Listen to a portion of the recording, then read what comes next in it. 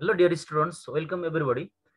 In this video, I am going to talk about the essay, The Nature and Aim of Fiction.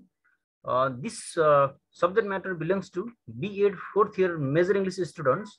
It is from Literature for Language Development. Under this course, it is Unit 3rd in the literary section. It is from English Essays. Under English Essay, it's the number 2 essay, The Nature and Aim of Fiction. Now, being based on this essay, we are going to discuss about the main idea of this essay by Mary Flannery O'Connor, one famous American novelist, short story writer. Now, let's go there. Before that, don't forget to like, share, and subscribe this video. That always make me motivated to make such kind of video in the days to come. Now, let's go through this essay, The Nature and Aim of Fiction here.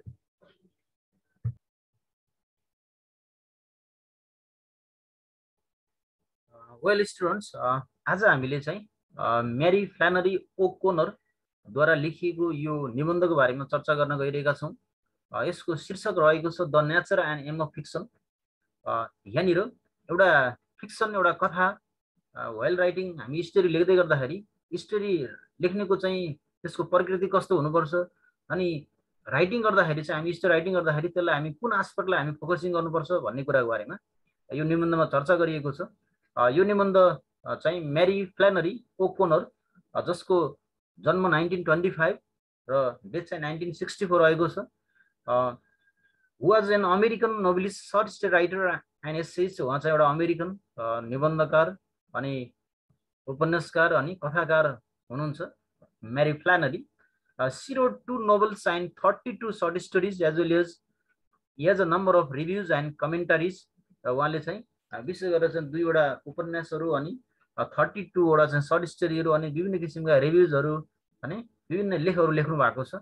र यो essay the nature and aim of fiction भन्ने यो एस्से चाहिँ उहाँले लेखेको एउटा collection mystery and manners भन्ने एउटा त्यो कलेक्सनबाट लिएको the nature and aim of fiction is taken from our collection book called Mystery and Manners.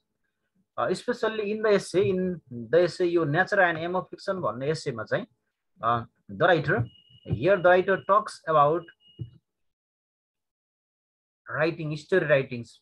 In the essay, the writer provides the guideline to story writing. र यो निबन्धमा राइटरले चाहिँ story writing लेख्दाखेरि हामी कसरी लेख्नुपर्छ, स्टोरी राइटिङमा हामी के कुरालाई इम्फासिस गर्नुपर्छ, स्टोरी राइटिङ भनेको हामी कसैको लेखलाई कपी गरेर लेख्ने होइन कि हामी आफैले यसलाई क्रिएटिभ एस्पेक्ट हामी आफैले ब्रेनस्टर्म गरेर हामी आफैले यसमा प्रायोरिटी दिनुपर्छ भन्ने बारेमा यस निबन्धमा मेरी फ्ल्यानरीले चर्चा गर्नुभएको छ। Specially here the writer it focuses on how to write good fiction and what should be avoided while writing fiction. यसमा मेरी फ्ल्यानरीले हामी कसरी एउटा राम्रो फिक्सन लेख्न सक्छौं अनि फिक्सन लेख्दै गर्दा हामी कस्ता कुरालाई हामी एभोइड गर्नुपर्छ भन्ने बारेमा यहाँ चर्चा गरिएको छ। It is discussed by Mary Flannery, the writer of this essay. Well, O'Connor is a typical in creative writing. It can't be taught by a teacher. It is the natural gift and teacher can guide them. वास्तवमा creative writing भनेको चाहिँ एउटा टिचरले, कुनै पनि शिक्षकले उसलाई सबै कुराहरू पढाउने होइन कि टिचरले उसलाई चाहिँ गाइड गर्ने हो। किनभने क्रिएटिभ राइटिङ भनेको चाहिँ नेचुरल गिफ्ट हो। हरेक मान्छेको लेख्ने कलाहरू, राइटिङ स्किलहरू फरक फरक हुन सक्छ। र टिचरको रोल भनेको चाहिँ कसैलाई राइटिङ स्किल डेभलप गर्नको लागि टिचरको रोल भनेको चाहिँ जस्ट गाइडिङ देम, उनीहरूलाई चाहिँ गाइड गर्नु रहेको छ। र यहाँनिर हामीले एउटा राइटिङ लेख्दै गर्दा हामीले के कुरालाई फोकसिङ गर्नुपर्छ भने we should be guided by others, but totally we can not be taught. हामीलाई सबै कुराहरू स्टोरी राइटिङमा यही कथा लेख्नुपर्छ भन्ने कुराहरू त्यहाँ जोडेको हुँदैन, किनभने यो नेचुरल गिफ्ट एउटा चाहिँ मान्छे जन्मजातै एउटा गिफ्ट, एउटा क्रिएटिभ राइटिङ, क्रिएटिभ प्रोसेसको बारेमा ऊ अभ्यस्त भएर चाहिँ उसले बिस्तारै आफ्नो अनुभवहरूलाई चाहिँ पोख्दै उसले आफ्नो क्रिएटिभ क्षमतालाई बढाउने स्किल नै वास्तवमा के हो त भने राइटिङ स्किल हो भन्ने कुरा मेरी फ्ल्यानरीले यहाँ चर्चा गर्नुभएको छ। Here good writer should be skilful to select the words to fulfil reason. र असल लेखक त हो जसले चाहिँ शब्द चयनमा चाहिँ एकदमै राम्रो शब्द चयनमा ध्यान दिनुपर्छ। कुन शब्द कस्तो अवस्थामा राख्दाखेरि त्यसले कस्तो निष्कर्ष दिन्छ, कस्तो विचारहरू प्रस्तुत गर्छ भन्ने कुरामा हामीले राइटिङ स्किल एउटा फिक्सन राइटिङ गर्दाखेरि चाहिँ स्टोरी राइटिङ गर्दा हामीले त्यसलाई ध्यान दिनुपर्छ। Writer need to see different levels of reality in one image or situation. अनि हामीले चाहिँ राइटिङ लेख्दै गर्दाखेरि चाहिँ विभिन्न लेभल्स अफ रियालिटीलाई एउटा विभिन्न इमेजहरूको माध्यमबाट सिचुएसनको अवस्था देखाएर कुनै सङ्केत प्रयोग गरेर सिम्बल्सहरूको प्रयोग गरेर हामीले त्यस्ता विचारहरू त्यस्तो परिस्थितिहरूलाई हामी स्टोरीमा प्रस्तुत गर्न सकिन्छ र प्रस्तुत गर्नुपर्छ। Because writing is not an easy task, writing is really a challenging task. यसमा वास्तवमा लेख्ने कला भनेको चाहिँ एक किसिमको चाहिँ च्यालेन्जिङ टास्क नै हो, यहाँनिर राइटरले विभिन्न कुराहरूलाई चाहिँ ध्यान दिनु पर्ने देखिन्छ, किनभने यो क्रिएटिभ राइटिङको प्रोसेस हो। यहाँनिर वान पर्सन क्यान ब्रेनस्टर्म, उनले विभिन्न कुराहरू शब्द सेलेक्सनदेखि लिएर गएर त्यसमा प्रस्तुत गरेका जुन शैलीहरू हुन्छन् तिनीहरू कतिको रियालिटी बेस र तिनीहरूमा कतिको सङ्केत अनि सिचुएसन ओरिएन्टेड रहेको छ, यस्ता कुराहरूलाई चाहिँ हरेक राइटरले ध्यान दिनुपर्छ भन्ने चर्चा गरिएको छ यो निबन्धमा।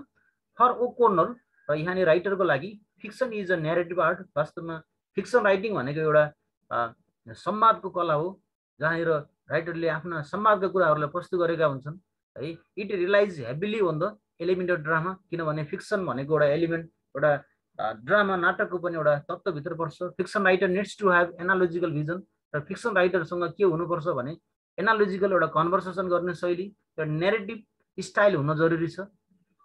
It is a kind of vision that is able to see different levels of reality in one image of one situation, जसमा के हुन्छ एउटै दृश्य र एउटै अवस्थामा पनि विभिन्न किसिमको लेभल्सहरू, विभिन्न किसिमको वास्तविक तथ्यहरूलाई त्यहाँ प्रस्तुत गरिएको हुन्छ, जसमा हामीले फिक्सन लेख्दै गर्दा फिक्सन हामीले लेख्दा हामी नेरेटिभ आर्टलाई फलो गरेर चाहिँ त्यसमा एनालोजिकल भिजन हुन जरुरी छ भनेर यहाँनिर चाहिँ ओकोनर राइटरले चाहिँ she emphasis the focuses here in this एसेमा चाहिँ उहाँले चर्चा गर्नुभएको छ। यसमा चाहिँ fiction writing is not an easy task, we should focus on various thing. र हामीले फिक्सन राइटिङ गर्दा गर्दा word selection, we should think about analogical vision, हामी एनालोजिकल भिजनहरू अनि विभिन्न किसिमका लेभल अफ रियालिटीलाई चाहिँ विभिन्न किसिमका इमेज अनि सिचुएसनहरूलाई हामी यसमा राख्नुपर्छ भन्ने चर्चा चाहिँ राइटरले यहाँ गरेको देखिन्छ। Okay, well students, let's go through the summary here. In the summary section it is really helpful to make you understand about the main idea from the summary here. That is The Nature and Aim of Fiction is an interesting essay written by Mary Flannery O'Connor, who was an American novelist and short writer and essayist. Here she wrote 2 novels and 32 short stories, as well as number of reviews and commentaries. Especially in this essay is taken from collection called Mystery and Manner here. And in the essay, the writer provides the guideline to story writing. Here the writer is focusing on how to write a good story writing. It also emphasizes on how to write good fiction and what should be avoided while writing fiction. What kind of things should be considered while we are writing fiction writing. The writer has discussed about this. Good writers should be skillful to select the words to fulfill reason. And here it also shows that a good writer should be tactful while writing, while selecting the words, while writing the story in an appropriate situation using analogically, that is allegory, using allegorical vision, and using that is a topological vision. One person should be thinking about this while writing, that is fiction writing here. So according to the essay, that is here writer addresses a writing class and tells them that few people who are interested in writing are interested in writing as well. It means only interested person, they can write well in writing the skill. So those person who are not much more interested, they can write much better than the person who are highly interested here. The writer has discussed about this in this essay. Here the writer discussed how fiction will tend to accumulate meaning from the story in itself. In fact, fiction should deal with reality, which is often dirty, and a person should not enter into a craft that is positive, offensive. It means here the writer can share his experience as well. So using that reality vision here, the writer talks about this in this essay.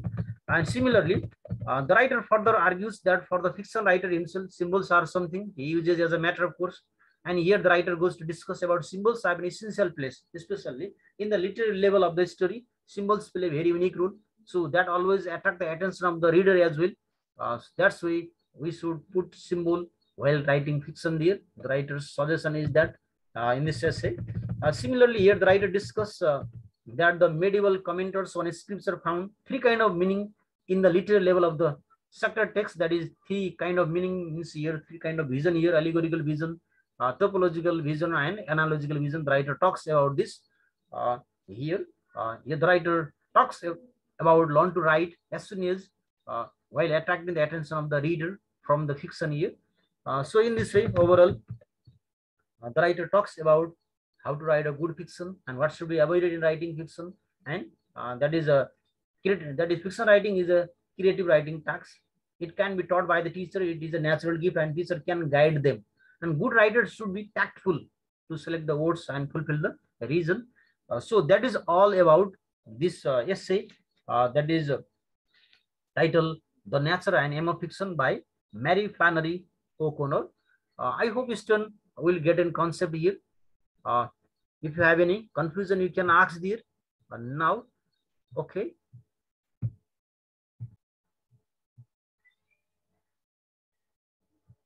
Okay, student, I think we are at the end of our class.